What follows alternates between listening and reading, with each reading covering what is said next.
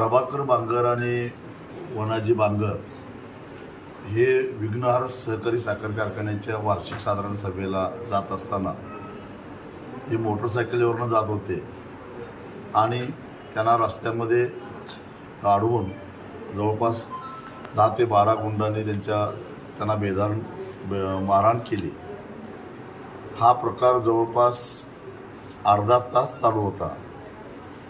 रस्त्यावरून जाणाऱ्या वाटसरूंनी मध्यस्थी करण्याचा प्रयत्न केला, यांना सोडवण्याचा प्रयत्न केला तर त्यांनाही धमकावलं गेलं, काही लोकांना मारहाण केली आणि एवढं होऊन हे आरोपी निर्लज्जपणे पोलीस स्टेशनमध्ये महात्मा गांधी यांचा जयंती साजरा करायला गेले। म्हणजे एक प्रकारे गांधी विचाराचा हा अपमानच आहे। आणि असं असूनही 2 दिवस पोलिसांना गुन्हा दाखल करावा असं वाटलं नाही आणि काल कसाबसा गुन्हा दाखल झाला, परंतु अजूनही आरोपींना अटक झालेली नाही। आरोपी पोलीस स्टेशनमध्ये येऊन गांधी जयंती साजरा करतात, परंतु तरीही ते पोलिसांना सापडत नाहीत। म्हणजे या ठिकाणी कायदा आणि सुव्यवस्थेचं काय धंदेवडे निघालेत हे दिसून येतं। शिवाय माझी अशी माहिती आहे की त्यातले काही आरोपी हॉस्पिटलच्या परिसरामध्ये सुद्धा फिरत होते। म्हणजे एक प्रकारे पुन्हा एकदा दहशत निर्माण करायचं आणि आमच्या विरोधामध्ये आंदोलन कराल तर याद राखा असा मेसेज द्यायचा। हे प्रकार आम्हाला काही नवीन नाही, गेली 25 वर्षे हेच आम्ही उद्योग करतोय। आणि म्हणून देवेंद्र शहांना माझं सांगणं आहे, मी आत्ता प्रभाकर बांगरचं डिस्चार्ज घेतो आणि डेअरीवर प्रभाकरला घेऊन येतो। तुमच्यात काय दम असेल तर त्याच्यावर पुन्हा एकदा हल्ला करून दाखवा। जशाच तसं उत्तर दिल्याशिवाय आम्ही सोडणार नाही। आणि म्हणून इथून पुढं स्वाभिमानीच्या कोणाही कार्यकर्त्याला जर धक्का लागला तर याद राखा, तुम्हाला सुरक्षितपणे फिरता येणार नाही।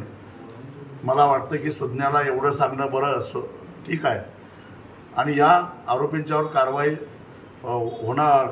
पोलिसांना करावी लागेलच, पण मूळ मुद्दा आमचा काय आहे तर FRP अधिक 400 रुपये, तो मुद्दा आम्ही सोडणार नाही।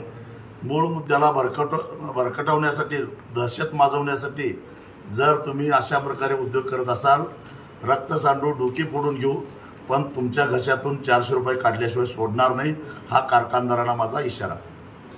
असे प्रकार घडणं म्हणजे सत्तेचा माज येणं, मस्ती होणं। वर्षानुवर्षे 30 लोक निवडून दिल्यामुळं त्यांना आता माज आलेला आहे। सर्वसामान्य लोकांनी सुद्धा याचा विचार केला पाहिजे।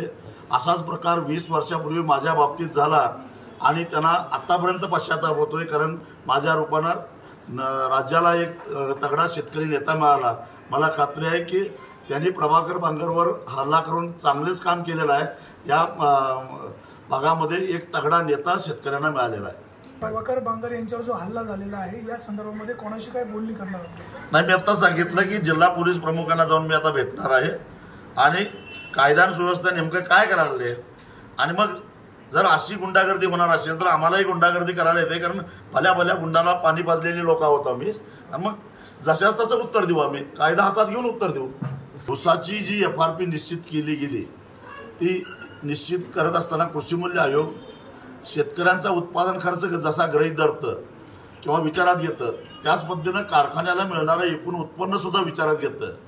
आणि केंद्र सरकारनं गेल्या वर्षी आणि यावर्षी सुद्धा साखरेची विक्रीची किमान किंमत ही 3100 रुपये क्विंटल एवढी निश्चित केलेली आहे। म्हणजे याचा अर्थ कृषी मूल्य आयोगानं 3100 रुपये साखर कारखान्याला निश्चित मिळणार असं गृहीत धरून FRP निश्चित केले आहे।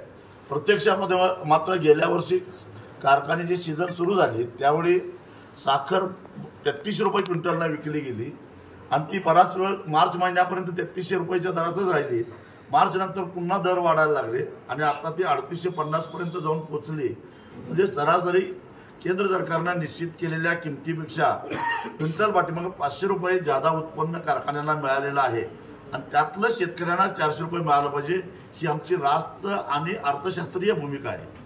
तुम्ही 400 रुपये FRP पेक्षा जास्त मिळावयाची मागणी केली आहे, मात्र कारखाने 200, 250 किंवा 300 रुपये देताना दिसत आहेत। ज्या कारखान्याने तुमच्या मागणीविषयी कमी भाव दिला आहे त्याबाबत तुमचा भूमिका काय राहील आम्ही पुढे? आधीच इशारा दिलेला आहे की हा मागचा हिशेब पूर्ण झाल्याशिवाय या वर्षीचा सीझन आम्ही सुरू होऊन देणार नाही. कारण हा हिशेब मी गेल्या वर्षभरापासून मागतोय. या संदर्भात मुख्यमंत्र्यांच्याबरोबर माझ्या 3 वेळा बैठका झालेल्या आहेत. कारण FRP दिल्यानंतर वरचे पैसे द्यायचं त्याला रंगराजन समितीच्या शिफारशीनुसार महसुली जमा खर्च हा सरकारनं तपासायचा असतो आणि त्यातून ते पैसे द्यायचे असतात. पण सरकार वारंवार चालढकल करताय, साखर कारखानदारांना पाठीशी घालताय, तो हिशेब करत नाही. आणि म्हणून आता आम्ही शेवटी ठरवलंय की सरकार जर हिशेब करणार नसेल तर आता रस्त्यावरची लढाई लढून आम्ही आमच्या हिशेबाचे पैसे वसूल करतो. अनेक सहकारी साखर कारखाने अडचणीमध्ये आहेत. FRP पेक्षा 400 रुपये बाजारभाव देणं शक्य नाही, व्याजं भरावी लागतात असं कारखानदाराकडनं म्हणलं जातंय. याबाबत तुम्ही काय सांगाल? 25 वर्षापूर्वी मी चळवळीला सुरुवात केली त्यावेळी हे मी ऐकलेलं वाक्य आहे आणि ते वाक्य सुद्धा अजून बदललेलं नाही. किती दिवस तुम्ही अडचणीत आहात, किती दिवस तुम्ही शेतकऱ्यांना गंडवणार आहात. आणि मग तुम्ही इतकी वर्ष अडचणीत आहेत तर तुम्हाला परदेशी बनावटीच्या गाड्या तुमच्या बुडाखाली कशा आल्या, तुमचा एवढा थाटमाट कसा आला, ईडीची तुम्हाला भीती का वाटायला लागली? ईडीची तुम्हाला भीती वाटायला लागली कारण तुम्ही गेली 25 वर्षे शेतकऱ्यांना लुटलेला आहे.